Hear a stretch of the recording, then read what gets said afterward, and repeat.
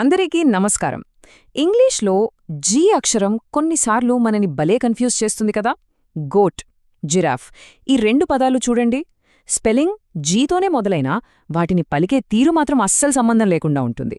So ఈరోజు మనం ఈ జీ వెనకున్న మిస్టరీ ఏంటో తెలుసుకుందాం. ఇక్కడ చూడండి, గోట్ అన్నప్పుడు గ అని గట్టిగా పలుకుతాం.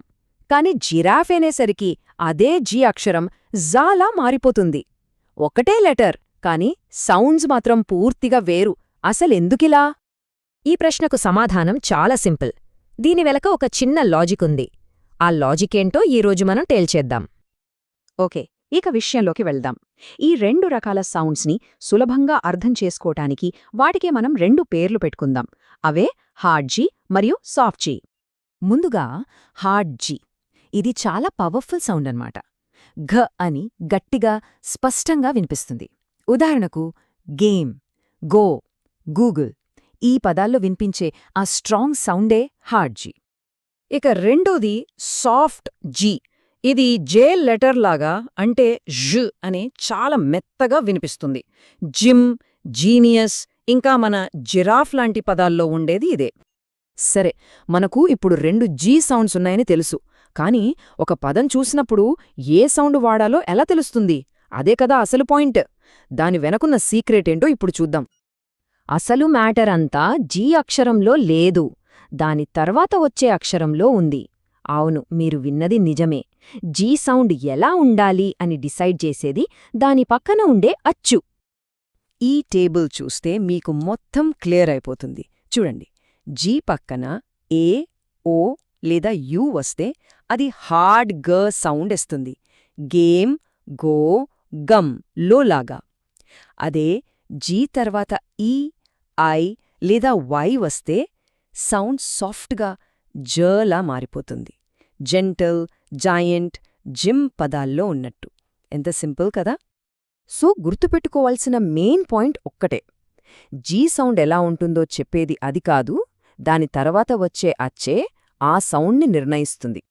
రూలైతే తెలిసింది. మరి దీన్ని ఈజీగా ఎలా గుర్తుపెట్టుకోవాలి? దానిక్కూడా కొన్ని సింపుల్ ట్రిక్స్ ఉన్నాయి. చూద్దాం రండి. మొదటి ట్రిక్ ఇదే. ఏ, ఓ, యు వీటిని మనం స్ట్రాంగ్ వావెల్స్ అనుకుందాం. ఈ స్ట్రాంగ్ వావెల్స్ వచ్చినప్పుడు జీ సౌండ్ కూడా స్ట్రాంగ్గా, అంటే హార్డ్ గ లా వస్తుంది. Strong vowels, strong sound. అలాగే ఈ, ఐ, వై వీటిని సాఫ్ట్ వావెల్స్ అనుకుందాం. ఇవి జీ పక్కన వచ్చినప్పుడు సౌండ్ కూడా సాఫ్ట్గా, అంటే జలా వస్తుంది. స్ట్రాంగ్ వావెల్స్కి స్ట్రాంగ్ సౌండ్, సాఫ్ట్ వావెల్స్కి సాఫ్ట్ సౌండ్. సింపుల్. ఇవన్నీ వద్దు, ఒక్క వాక్యం చాలు అనుకుంటే ఇదిగోండి.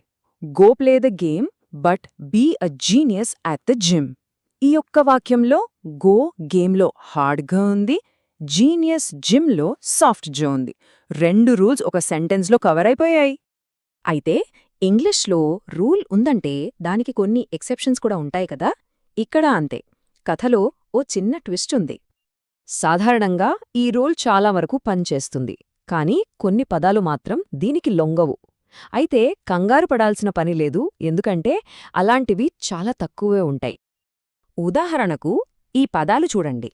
గెట్, గిఫ్ట్, గర్ల్, గివ్ వీటన్నిట్లో జీ తర్వాత ఈ లేదా ఐ ఉన్నా కూడా అవి సాఫ్ట్ జీలా కాకుండా హార్డ్ గర్లానే వినిపిస్తాయి.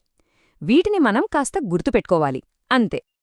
ఓకే, ఇప్పటిదాకా జీ గురించి తెలుసుకున్నాం. ఇప్పుడు దీన్ని ఓ పెద్ద చిత్రంలో చూద్దాం. ఇది తెలిస్తే మీ ఇంగ్లీష్ స్పెల్లింగ్ స్కిల్స్ తప్పకుండా ఇంప్రూవ్ అవుతాయి. ఇప్పుడు అసలు ఇంట్రెస్టింగ్ విషయమేంటంటే, ఈ హార్డ్, సాఫ్ట్ సౌండ్స్ కథ కేవలం జీ అక్షరంతో ఆగిపోదు. చూడండి, అచ్చం ఇదే రూల్ సి అక్షరానికి కూడా వర్తిస్తుంది. సి పక్కన ఏ, ఓ, యు వస్తే అది హార్డ్ క సౌండ్ అవుతుంది.